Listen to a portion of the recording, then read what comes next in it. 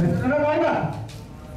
Reksadana itu adalah dana yang dari masyarakat dikumpulkan dan dikelola oleh manajer investasi. Kalau nama pengen itu mutual fund.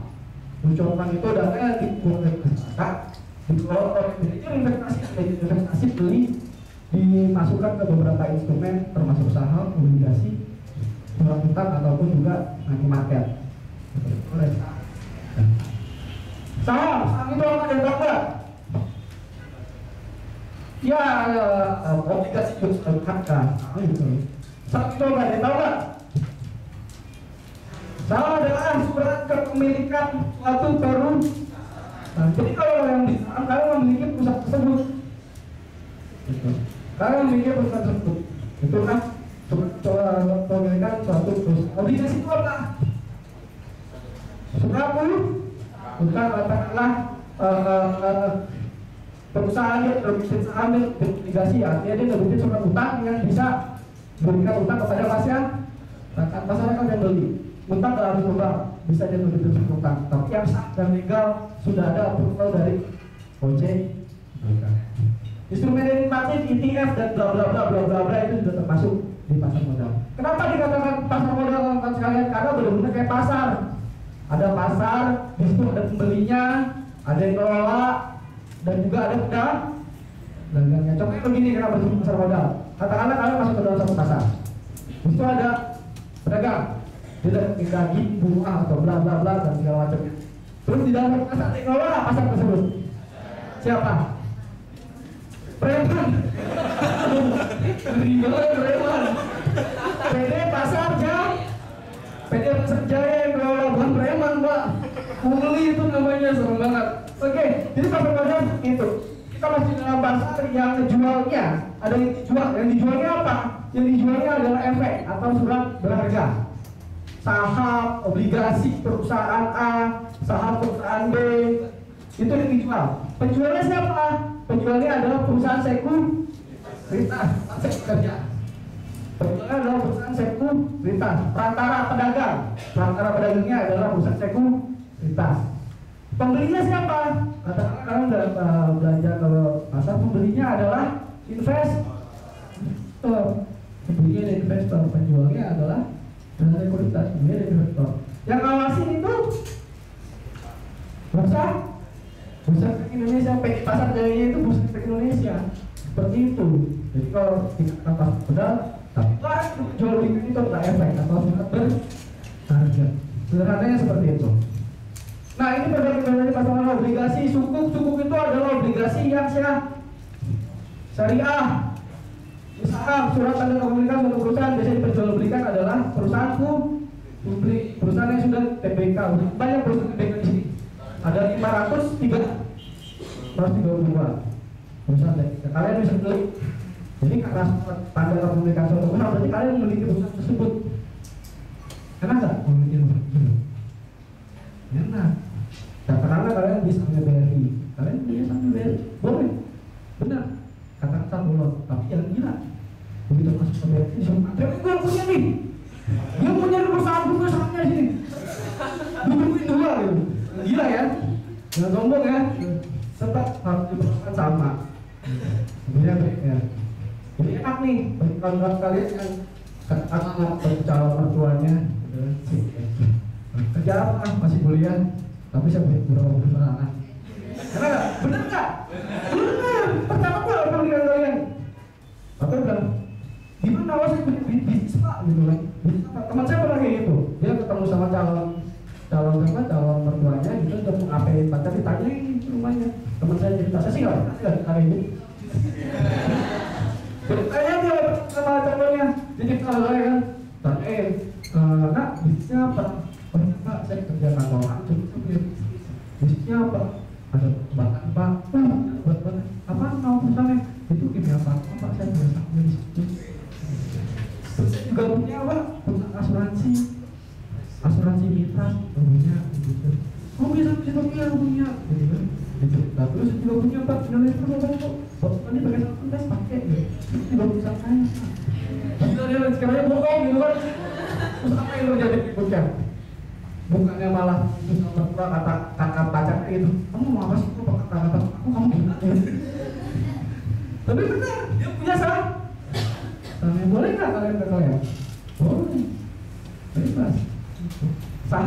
dijadikan sebagai apa namanya, kalau mau nikah tuh ada akan apa? Mas kawin. Saham pernah disebut di mas kawin.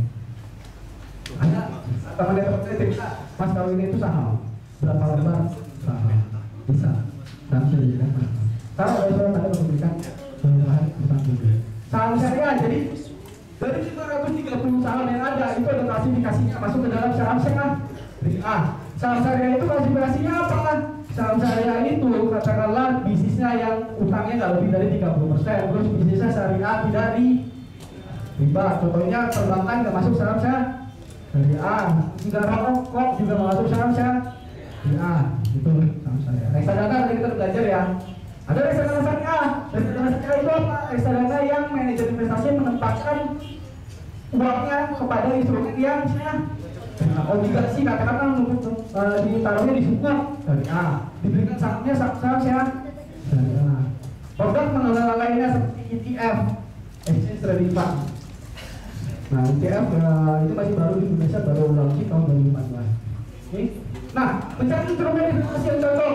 Nah, ini kawan-kawan sekalian, kita lihat datanya. Ini adalah growth of investment based on 10 years data dari tahun 2005 sampai dengan tahun 2015.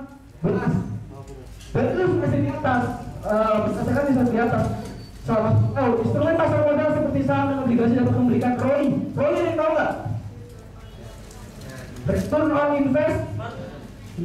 Jadi waktu saya awal kuliah, saya masih SMA, kebetulan saya SMA dibuka, saya dapat punya ekonomi. Gitu. Saya SMA terus saya mau buka rekening nih, ke bank. Ditanya ini sama apa materi banknya. Oh itu tahun 2006 mau ada 2006 saya tanya materi banknya. Waktu saya mau buka rekening, Mas mau buka rekening enggak? Kenapa apa? Take out. Itu adalah buat investasi Mas. Terus pilihnya mana aja saya buka. Jadi Mas yang paling ROI-nya paling bagus, ROI-nya sekian, ROI-nya saya bikin di situ. Teman ROI terkenal dulu. Sampai orang tua tetap musik ROI, mikir musik ROI kan terkenal. Wah udah mati poli, berpikir dari musik ROI ini gitu. Kemudian nama orang kaya gitu, jadi saya pikir aja, wah ini musik ROI. Karena bisa dia ROI itu adalah return on invest. Nah begitu mikir, oh musik ROI. Jadi orang mau bilang ROI return on investment. Nah kita lihat di sini. Yang kuning ini adalah GCI Index. Kita tahu nggak GCI Index itu apa? Indeks harga saham gabungan. GCI Index adalah indeks harga saham gabungan. Ada RQ45 Index. RQ45 Index itu apa? Saham dari liquid 45 saham yang liquid dipilih berdasarkan indeks dari Bursa Efek Indonesia, dimasukkan ke sini 45 saham dari 530 saham yang paling liquid. Jadi yang pertama itu adalah bisa indeks, kedua adalah RQ45. Yang hijau ini apa? Government bonds atau obligasi 10 tahunan dari pemerintah. Yang merah ini adalah inflasi. Jadi kalau kita lihat dari data tahun 2005 sampai tahun 2015, yang berhasil mengalahkan inflasi yang mana? Ini dari yang hijau. Jadi kalau kita lihat di sini, instrumen yang berhasil mengalahkan inflasi cuma instrumen di pasar modal. Di bawahnya apa? Ini yang ungu ini adalah one month deposit. Deposit itu 1 bulanan atau deposit all. Begitu 1 bulanan. Yang coklat ini apa? Saving account. Katakan kalian naruh uang di bank. Lihat datanya. Yang berhasil menahan inflasi cuma 3 instrumen. Yang paling tinggi adalah saham. Jadi kalian kalau mau pilih investasi di produk keuangan, pilihannya adalah hasil yang paling tinggi. Ini berapa? Nah, kenapa ada di stock market di saham di dekatnya? Ini pasar saham di Indonesia dari tahun 1990-an dia terus naik. Tahun 98 ada mengalami penurunan dari normal, tahun 98 dulu kenapa? Krisis Asia Minor ini krisis Asia Minor tahun 98. Dia terus naik lagi, naik terus. Tahun 2008 ada bawah kenapa turun? Krisis lagi di mana? Hah?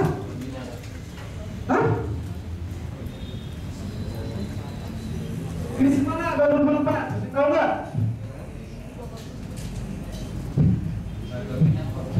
Hah? Harga minyak bukan. Ada tahu nggak tahun 2008 terjadi krisis apa? Krisis. Ada tahu nggak? Mas, terlalu banyak orang ya. Pasti nontonnya juga selalu titik gosip aja. Channel ekonomi pernah dilihat ya. Ya kan? Gitu kan? Tahun 2008 itu adalah krisis Amerika dikatakan sebagai September Mortgage. Krisis kredit perumahan di Amerika. Turun jatuh dia tahun 2008, turun ke paketnya. Tapi tahun 2009 dia naik lagi. Tahun 2013, 2011 penurunan karena ada krisis Eropa. Tahun 2013 turun. Lagi termasuk tahun 2011. Tahun 2013 lagi. Tapi kalau kita lihat tahun 2013 malah turun karena kode defisit kita jumlah 3,3%. Ada itu. Turun lagi tahun 2015 turun, 2012 naik. Tapi kalau kita lihat dari sini ternyata naik apa turun? Jadi beli di satu, belilah di satu, beli di satu. Terus naik. Ini adalah pasar saham di Indonesia. Kenapa pasar saham di Indonesia terus naik? Kenapa? Nah, tadi kalau kita lihat pasar saham terus naik, ini kita tadi ini. Imbal hasil rata-rata 25,6% di saham. Dari tahun 2006 sampai tahun 2015. Ini data dari investor defisit 13 November 2015. Lihat ini, saham memberikan return paling tinggi. Kedua itu adalah emas buat emas juga. Tapi saya mau katakan, teknologi yang mengatakan emas kalau naik, emas turun di tahun 2015 turun 3,6%. Di tahun 2013 emas turun 28,3%. Jadi kata siapa emas kalau naik? Teknologinya dari mana? Nggak ada teknologi ekonomi instrumen naik terus. Nggak ada. Ini teknologinya. Emas turun di tahun 2012-2013. Tapi saham bisa naik turun, tapi secara average komponen global saham 25,6% paling tinggi dari semuanya. Jadi kalau kalian paling cocok untuk jangka panjang, yang saham adalah instrumen terbaik. Kalian paling best. Nah, ini datanya. Nah, kalau kita bicara soal saham, kita bisa kasih di pasar modal, it depends on Indonesian economic growth. Jadi semua itu tergantung dengan kondisi ekonomi Indonesia. Kalau kondisi ekonomi Indonesia bagus, otomatis pasar saham juga sudah begitu. Nah kita lihat, karena it depends on Indonesia economic growth, gimana sih kondisi ekonomi Indonesia sekarang? Lihat, Indonesia secara GDP per bulan itu peringkat ke-16 sekarang. Ini data tahun 2015. Ini data dari World Bank peringkat 16. Jadi Indonesia secara GDP tahun ini di atas Netherlands, Turki, Switzerland, dan Saudi Arabia. Jadi Indonesia negara yang terbelakang secara perekonomian tidak juga. Ini banyak. Terus dari World Bank. Nah, kalau kita lihat data tersebut, seharusnya Indonesia peringkat berapa sih? Ada yang tahu nggak? Seharusnya Indonesia peringkat berapa? Kalau kita lihat peringkat 16 ya. Data perekonomian yang harusnya Indonesia peringkat berapa? Yang berapa? Kenapa 3? Kenapa? Dari mana? Indonesia sangat cepat. Kenapa? Karena ini negara itu ada population dengan income.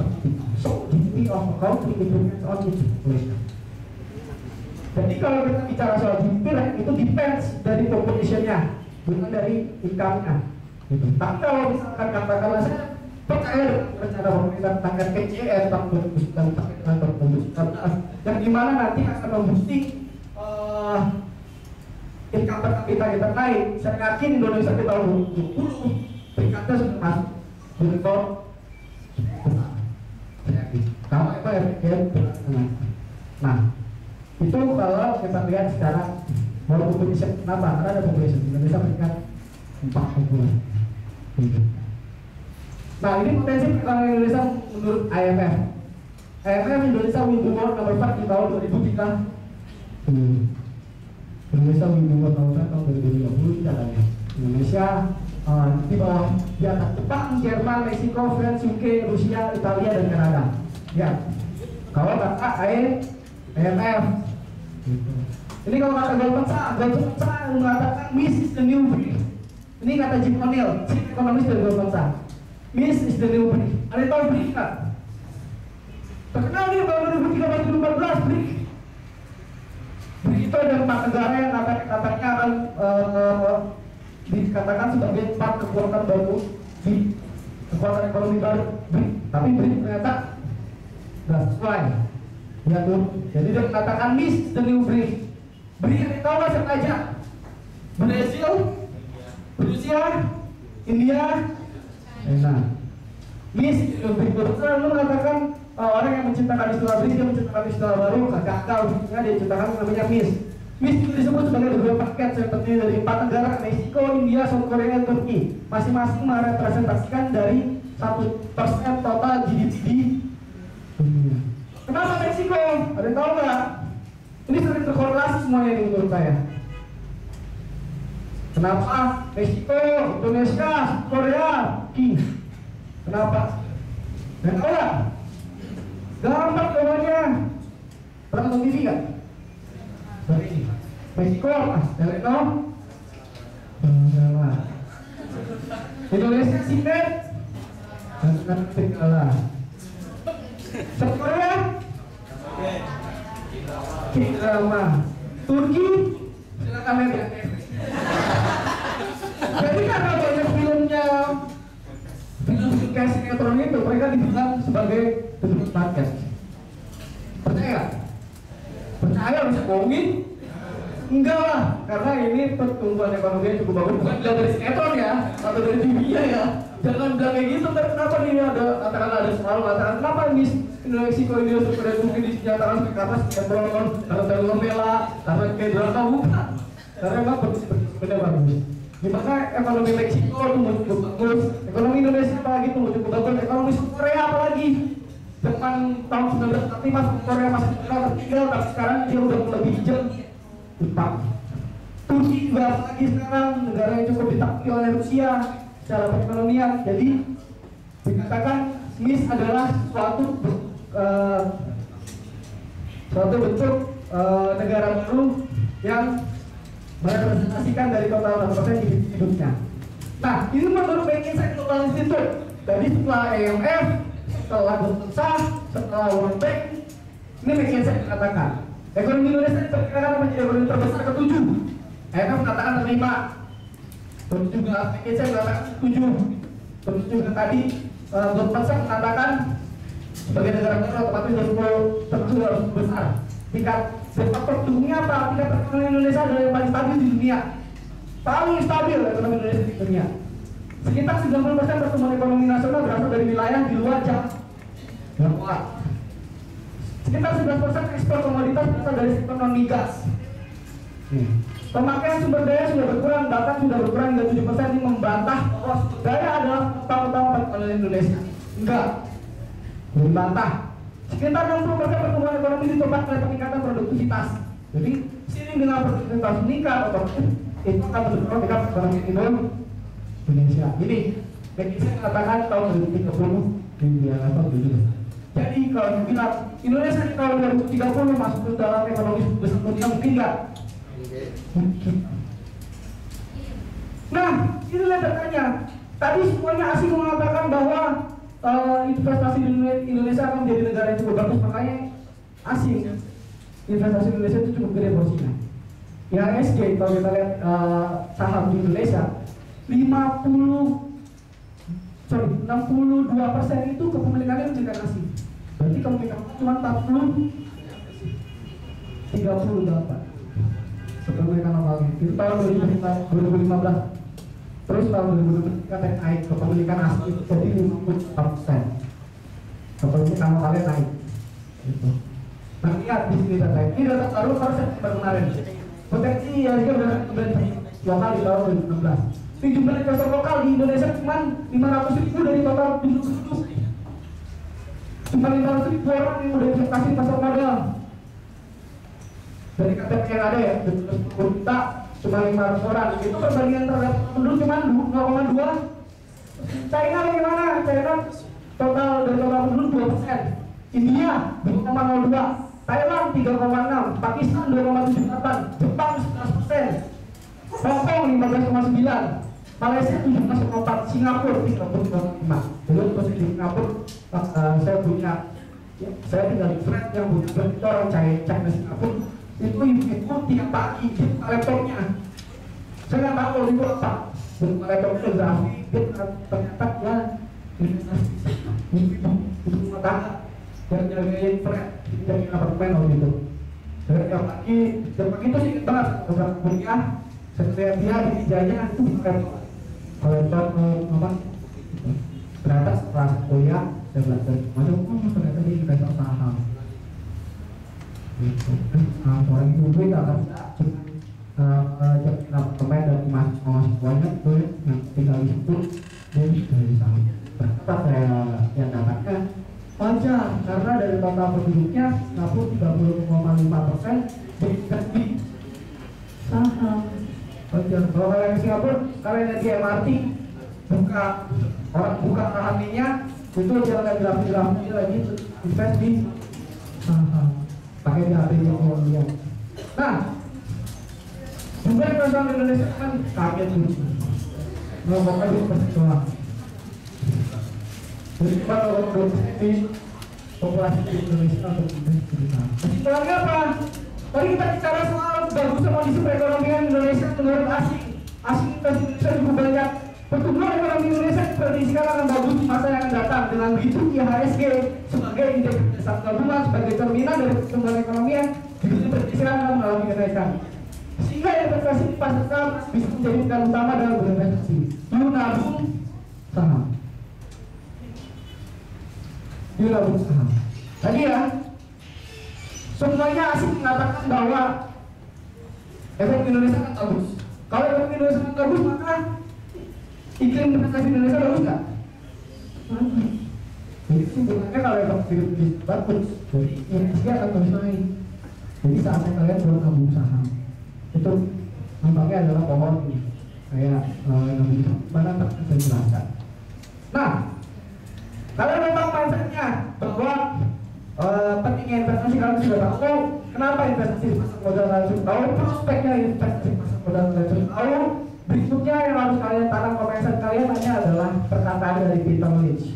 Kalau kalian sudah investasi saham, jadi kalian harus tanamkan mindset kalian betul-betul. Jadi Peter Lynch mengatakan there is no correlation between the success of company operation and the success of its stock in the short term. However, in the long term there is a 100% correlation. This disparity is key to making money. It pays to be patient and to have successful company. Ini kata. Jadi kalau kalian punya saham, perusahaannya bagus, bisnisnya bagus, dalam jangka pendek, saat nilai pertumbuhan, nggak apa-apa. Tapi dalam jangka panjang itu mengekspresikan kondisi perusahaannya bagaimana. Kita kira tambahnya. Ini ada video, ini nggak usah diplay, dia tentang nabung saham.